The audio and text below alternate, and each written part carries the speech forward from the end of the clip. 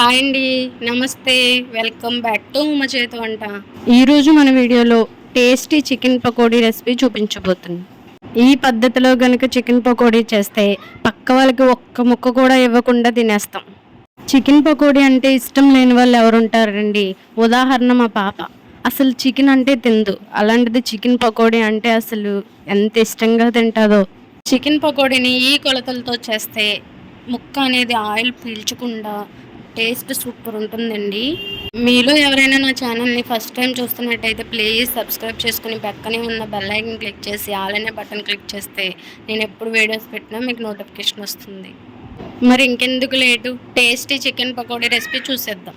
1/2 KG boneless chicken తీసుకొని ఇలా చిన్న ముక్కలుగా కట్ చేసుకోవాలి. ఇందులోకి రుచికి సరిపడగా సాల్ట్, 1/2 టేబుల్ స్పూన్ పసుపు, 2 టేబుల్ స్పూన్ల కారం, 1 టేబుల్ స్పూన్ ధనియాల పొడి, 1/2 టేబుల్ స్పూన్ జీలకర్ర పొడి, అలాగే 1 table spoon garam masala, 1 table spoon అల్లం వెల్లుల్లి పేస్ట్, 2 టేబుల్ స్పూన్ల కొత్తిమీర, 1 టేబుల్ స్పూన్ శనగపిండి, అలాగే 1 టేబుల్ స్పూన్ కార్న్ఫ్లోర్, అలాగే ఒక చెక్క నిమ్మరసం పిండుకోవాలి. ఇప్పుడు మొత్తం కలిసేలాగా బాగా కలుపుకోవాలి. సారీ అండి, 2 టేబుల్ స్పూన్ ఆయిల్ కూడా వేసుకోవాలి. నేను వేసాను కానీ చెప్పడం మర్చిపోయాను. ఇప్పుడు మొత్తం బాగా మిక్స్ అయ్యేలాగా కలుపుకోవాలి. ఇలా కలుపుకున్న మిశ్రమంలోకి ఒక ఎగ్ని పగలగొట్టి వేసుకోవాలి. ఇప్పుడు మొత్తం ఒకసారి బాగా మిక్స్ అయ్యేలాగా కలుపుకోవాలి. ఎగ్ వేసుకుంటే బాగుంటుందండి. ఎగ్ ఇష్టం లేని వాళ్ళు వేసుకోకపోయినా పర్వాలేదు. ఈ మిశ్రమాన్ని ఫ్రిడ్జ్లో అయితే ఒక అరగంట, లేదు అంటే బయట అయితే ఒక గంట పెట్టుకోవాలి. స్టవ్ ఆన్ చేసి కళాయి పెట్టుకొని కళాయి హీట్ అయిన తర్వాత డీప్ ఫ్రైకి సరిపడగా ఆయిల్ని వేసుకోవాలి. 1/2 అవర్ తర్వాత ఫ్రిడ్జ్లో పెట్టిన చికెన్ తీసుకోవాలి. ఆయిల్ హీట్ అయిందే లేదా అన్నది చిన్న ముక్క వేసుకొని చూసుకోవాలి. ఆయిల్ హీట్ అయిన తర్వాత ఒక్కొక్క ముక్కను తీసుకొని ఇలా ఆయిల్లో వేసుకోవాలి. మంటను లో టు మీడియం ఫ్లేమ్లో పెట్టుకోవాలండి.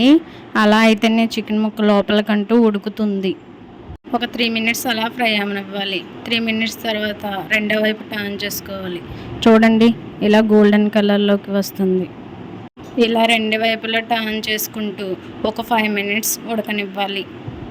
ఇలా ఫ్రై అయ్యేటప్పుడు ఒక 3 పచ్చిమిర్చిని చీలికలో కోసుకొని వేసుకోవాలి. అలాగే 2 రెమ్మల కరివేపాకును వేసుకొని ఇలా చికెన్తో పాటు ఫ్రై చేసుకోవాలి. చూడండి, పచ్చిమిర్చి, కరివేపాకు అలాగే చికెన్ మొత్తం 3 ఫ్రై అయిపోయినాయి. ఇప్పుడు వీటిని ప్లేట్లోకి తీసుకుందాం. మీకు చికెన్ పకోడీ అన్నది కలర్ఫుల్గా కావాలి, అట్రాక్ట్గా ఉండాలంటే కొంచెం ఫుడ్ కలర్ వేసుకోవచ్చు.